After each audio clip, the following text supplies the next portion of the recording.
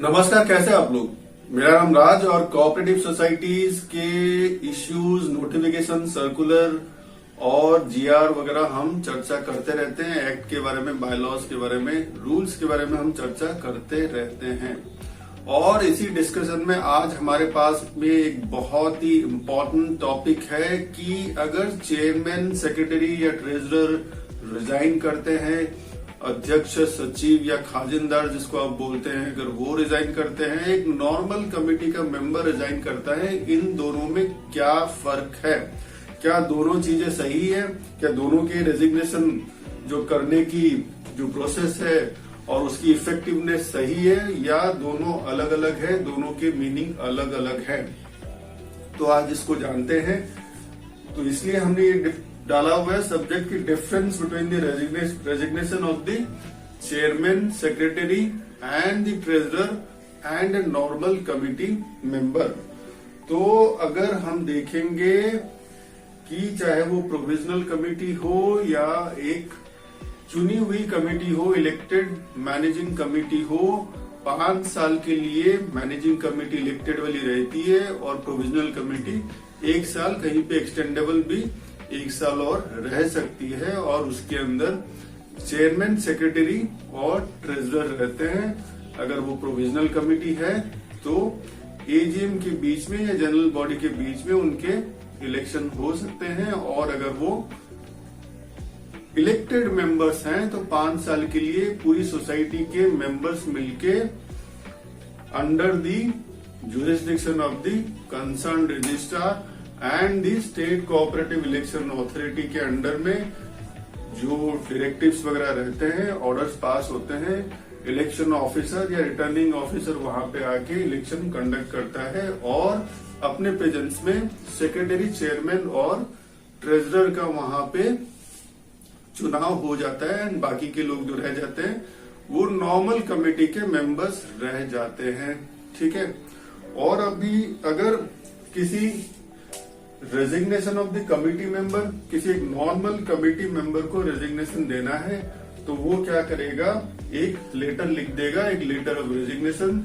देखो भैया, मुझे और इसमें काम नहीं करना है, मैं अपना पर्सनल रीजन के वजह से या इस रीजन के वजह से, या मैं आपके जो काम करने के तौर तरीके हैं इससे I am not satisfied, that's why I want to resign.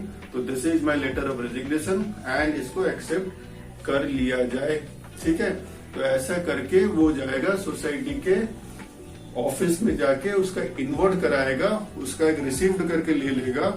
और जैसे ही जिस दिन वो रिसिप्ट हो गया प्लस 30 डेज, अगर आपने 1 जनवरी को अपना रेजिग्नेशन लेटर सबमिट किया है, उससे 30 दिन आप जोड़ लीजिए। 31 को या 1 को आपका मैक्सिमम आपका रेजिग्नेशन एक्सेप्टेड हो गया या deemed to be accepted. So this is, ये एक तरीका है। ठीक है, बाय लेटर। और ये किसको एड्रेस करेगा? जो नॉर्मल कमेटी का जो मेंबर है, he has to address the letter to the chairman of the society और उसको रिसीव करके लेना है, ताकि आपके पास में कोई एविडेंस रहे कि हाँ मैंने सबमिट कर दिया है। अब 30 दिन खत्म होने के बाद मेरा वहां से पैकअप है और मेरी लाइबिलिटीज वहां से एज ए कमिटी मेंबर खत्म हो रही है। ठीक है। मगर आपने पिछले में अगर कुछ किया होगा, आपके कोई एक्ट और ओमिशन है, तो वो खत्म नहीं होंगे, but as a committee member आपकी responsibilities that day onwards after 30 days जो है रेजिग्नेशन के, वो खत्म हो जाएंगे। ठीक है। और आपका जो रेजिग्नेशन है वो किस डेट से इफेक्टिव होगा? From the date it is accepted. अगर मैनेजिंग कमेटी के जो मीटिंग्स होते रहते हैं, क्या हर महीने में एक बार होते रहते हैं। 1 तारीख को आपने रेजिग्नेशन दे दिया, 15 तारीख को मीटिंग हो रहा है, या 10 तारीख को हो रहा है, या 12 तारीख को हो रहा है, और 10 तारीख को ही उसी मीटिंग के बीच में, अच्छा हमारे पास में एक ऐसा रेजिग्नेशन लेटर कमेटी मेंबर का आया हुआ है, तो इसको हम रेजोल्यूशन पास करते हैं कि this resignation letter is accepted. तो 10 तारीख या 12 तारीख जिस दिन को आपका हो गया, तो 10-12 दिन बाद ही आप फ्री हो गए उसका इफेक्टिवनेस हो गया तो आप सोसाइटी मैनेजिंग कमेटी के कमेटी मेंबर से फ्री हो गए। ठीक है, आप और या फिर ऑन एक्सपायरी ऑफ 1 मंथ, जैसे मैंने बताया कि जिस दिन आपने दिया, जिस दिन एक्सेप्टेड 1 महीने के बाद, देने के 1 महीने के बाद जो डेट खत्म हो रहा है तो 31st को जैसे हो रहा है तो 31st को it is deemed to be accepted. तो आपका अगर सोसाइटी कोई रिप्लाई नहीं करती है, मैनेजिंग कमेटी कोई रिप्लाई नहीं करती है, इंटरनल मैनेजिंग कमेटी के रेजोल्यूशन कहीं पे मीटिंग में कहीं पे रेजोल्यूशन पास नहीं होता है, then also it is deemed to be accepted. तो आपका वहां पे एज ए कमेटी मेंबर कार्यकाल खत्म हो जाएगा। वहां पे सोसाइटी मैनेजिंग कमेटी को परमिशन देना और नहीं देना मैटर नहीं करता है। मगर वहां पे इस मैटर में एक कैच है। ठीक है, ये एक ऐसा है कि घर की खेती की तरह है नहीं, या चौपाटी वाला सिस्टम है नहीं कि कोई भी कभी भी आ रहा है जा रहा है, मतलब कभी भी आपने रेजिग्नेशन दे दिया और कभी भी आपने नहीं अभी मुझे 4 मेंबर ने या 4 कमेटी मेंबर ने बोला अरे हमारा कोरम गिर जाएगा, अरे हमारा ये है या वो है, तुमको तो रेजिग्नेशन देना नहीं चाहिए, ये कुछ और वो जाके दूसरा लेटर डाल के आ जाता है कि नहीं मैं अपना रेजिग्नेशन विड्रॉ कर रहा हूं, कि मैं कर रही हूं, तो मैंने गलती से अपना रेजिग्नेशन लेटर डाल दिया था। तो भैया ये वाला सिस्टम नहीं है। एक बार आपने रेजिग्नेशन डाल दिया तो इट इज इररिवोकेबल, आप उसे वापस नहीं ले सकते हो। तो बहुत सोच समझ के ही अपनी रेजिग्नेशन लेटर किसी कमेटी मेंबर को डालना है। तो इसका मतलब अगर आपने डाल दिया 1 तारीख को, जिस दिन इंटरनल मैनेजिंग कमेटी में ये डिसाइड हो गया, 1 दिन में हो जाए, 10 दिन में हो जाए या मैक्सिमम 30 दिन में हो जाए, उस दिन से आपका वहां पे जो सिस्टम है खत्म है, या फिर 31st को आपका खत्म हो जाएगा। आप वापस लेटर ऑफ विड्रॉल डाल के कि मैं फिर से ज्वाइन करना चाहता हूं, ये नहीं हो सकता है। ठीक है, बहुत क्लियर है, ये हमने देख लिया। अब यही चीज अगर हम देखेंगे कि अगर चेयरमैन ऑफ द सेक्रेटरी को रेजिग्नेशन देना है या ट्रेजरर ऑफ द सोसाइटी को रेजिग्नेशन देना है या फिर सेक्रेटरी ऑफ द सोसाइटी को रेजिग्नेशन देना है, जितनी कमेटी मेंबर्स हैं सारे ऑफिसर्स हैं और उनमें से कोई जो जिसको लोग चुन रहे हैं या इंटरनल मैनेजिंग कमेटी के मेंबर्स चुन रहे हैं in the presence of returning officer, तो वो ऑफिस बेयरर्स हैं। उनको स्पेशल बायलॉज के अंदर, एक्ट के अंदर, रूल्स के अंदर उनके लिए स्पेशल लंबी चौड़ी ड्यूटीज दी गई हैं। So it is not like that कि any time you can put your resignation, it is accepted and there will be a new chairman, there will be a new secretary or the new treasurer of the society. It means the duties entrusted to you by virtue of the Maharashtra Cooperative Societies Act or the rules or the bylaws that must have been complied with, वो आपने बराबर निभाया होगा। जैसे आपके पास में कोई pending नहीं चीज होगी तो क्या होगा कि फिर मैनेजिंग कमेटी डिसाइड करेगी कि इनका रेजिग्नेशन एक्सेप्ट करना है कि नहीं करना है। ठीक है, जब चुनाव हो गया या प्रोविजनल कमेटी बन रही थी या फिर जब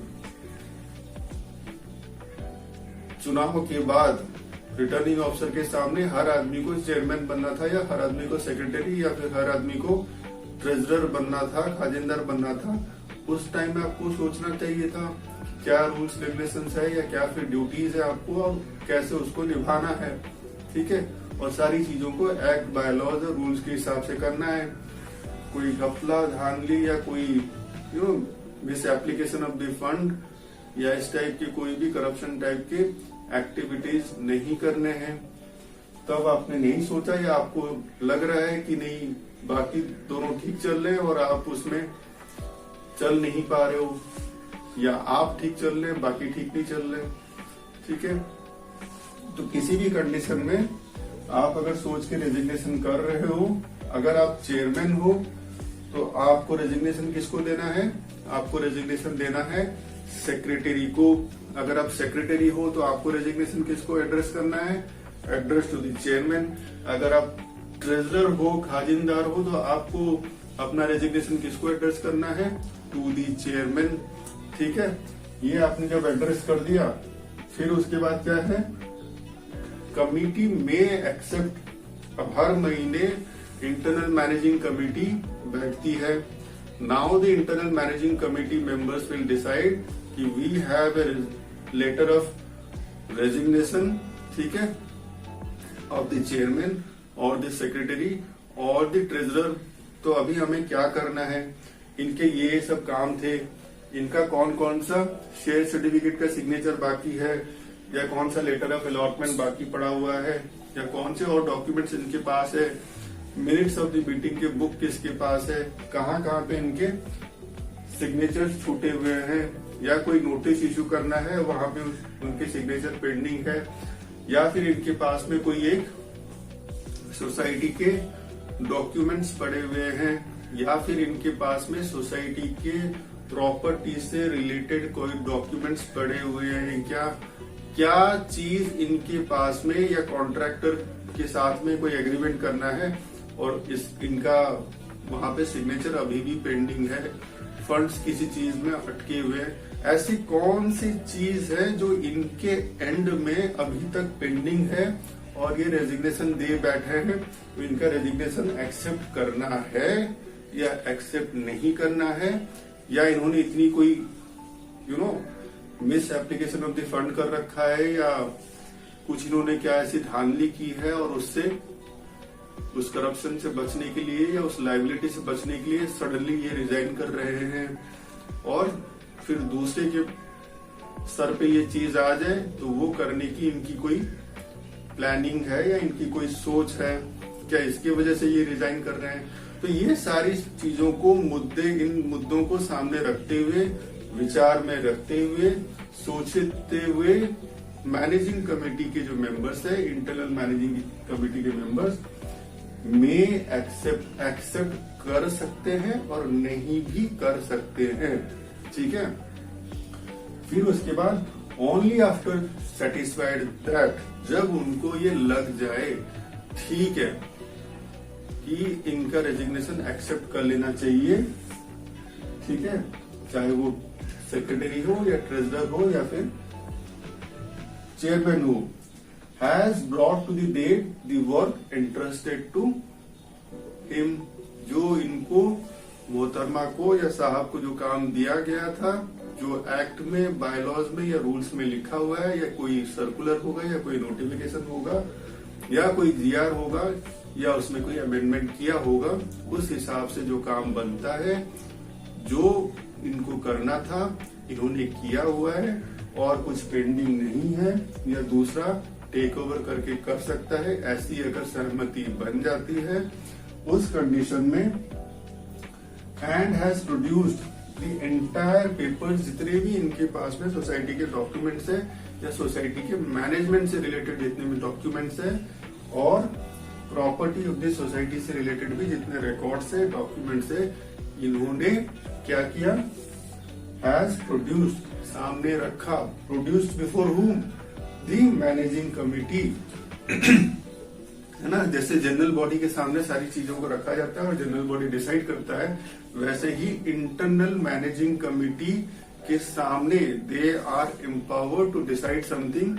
आप चेयरमैन हो कोई बात नहीं है, सेक्रेटरी हो कोई बात नहीं है, ट्रेजरर हो कोई बात नहीं है, आप कोई सुपर पावर या ही मैन नहीं बन गए हो, आपके जो पावर्स है वो भी derived from the managing committee, और मैनेजिंग कमिटी के power is derived from the members of the society. तो ठीक है, एक दूसरे को हर कोई अकाउंटेबल है, ऐसे ही रिलीज नहीं हो जाना है, ठीक है। एंड हैज प्रोड्यूस, जब आपने मैनेजिंग कमिटी के सामने रख दिया, मैनेजिंग कमिटी सेटिस्फाइड हो गई, उसके बाद में it may be accepted. Managing committee ने डिसाइड किया ठीक है, इनके रेजिग्नेशन को एक्सेप्ट कर लिया जाता है। जो इनके पोजीशन में ये सारे रिकॉर्ड्स है, डॉक्यूमेंट्स है, तो इनको मैनेजिंग कमेटी के सामने आपने रख दिया, और ताकि they will be satisfied that की रेजिग्नेशन अब इनका एक्सेप्ट कर लिया जाना चाहिए। ठीक है, जब आपने ये कमेटी के सामने रखा, ये डिसीजन हो गया, रेजोल्यूशन पास हो गया, ठीक है अब एक्सेप्ट कर लो, तो फिर आपका रेजिग्नेशन एक्सेप्टेड समझा जाएगा। उससे पहले आपका रेजिग्नेशन एक्सेप्टेड नहीं है, आपका जो दरखास्त है वो एक्सेप्टेड नहीं है। आपका लेटर ऑफ रेजिग्नेशन सेक्रेटरी का, चेयरमैन का, ट्रेजरर का is not equal to the resignation of a normal committee member.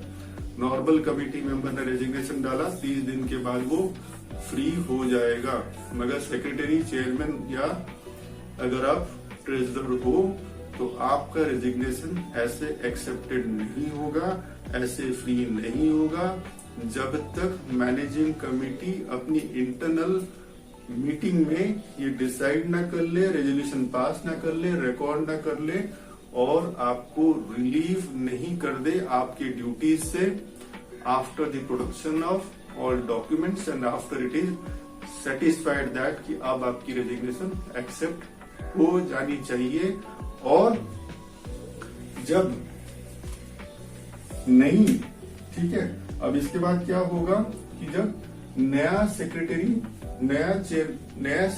या नया चेयरमैन या नया ट्रेजरर का आप लोग इंटरनल मैनेजिंग कमेटी के मीटिंग में इलेक्ट करोगे। अब इलेक्ट करने के बाद क्या होगा कि जब नया मैनेजिंग कमेटी का चेयरमैन या सेक्रेटरी या ट्रेजरर जब तक प्रीवियस पुराने सेक्रेटरी या चेयरमैन या ट्रेजरर से सारी चीजों को टेक ओवर नहीं कर लेता है और वो हैंड ओवर नहीं कर लेता है, तब तक उनकी रेजिग्नेशन एक्सेप्ट होने के बाद भी, ठीक है, वो इफेक्टिव नहीं है। ये जब चीजें हो जाएंगी तभी आपकी रेजिग्नेशन, चाहे वो इंटरनल मैनेजिंग कमेटी में अगर अप्रूव हो भी गया है, रेजोल्यूशन पास हो भी गया है, मगर डॉक्यूमेंट्स जब पूरा हैंडओवर टेक ओवर हो जाए, एसेट्स पूरा हैंडओवर टेक ओवर हो जाए, रिकॉर्ड्स पूरा हैंडओवर टेक ओवर हो जाए, तभी आपकी रेजिग्नेशन की पूरी जो ये प्रोसेस है इफेक्टिवनेस से खत्म हो जाएगी। मेरे हिसाब से ये बहुत ज्यादा क्लियर होना चाहिए। जबकि नॉर्मल मैनेजिंग कमेटी के जो मेंबर है उसने अगर रेजिग्नेशन दे दिया तो जिस दिन आपने ये रेजिग्नेशन को एक्सेप्ट कर दिया from the date of receipt of the letter of resignation of the committee member in the society office, तो या तो नॉर्मली आपने एक्सेप्ट कर लिया 2, 4, 5, 10 दिन, 15 दिन या मैक्सिमम 30 दिन के अंदर, या फिर जिस दिन 30 दिन खत्म हो गया वो रिलीव हो गया नॉर्मल मैनेजिंग कमेटी का member. But in case of secretary, chairman और ट्रेजरर थोड़ा सा मामला डिफरेंट है। ठीक है, तो इन चीजों को ध्यान में रखते हुए मैनेजिंग कमेटी के मेंबर्स, सेक्रेटरी, चेयरमैन या ट्रेजरर अपने अपने रेजिग्नेशन के बारे में सोच के आगे की प्रोसीजर उनको करनी चाहिए या रिजाइन करना चाहिए। तो ऐसे ही चीजों को जानने के लिए आप हमारे साथ में जुड़े रहिए। आप सबका बहुत सारा धन्यवाद।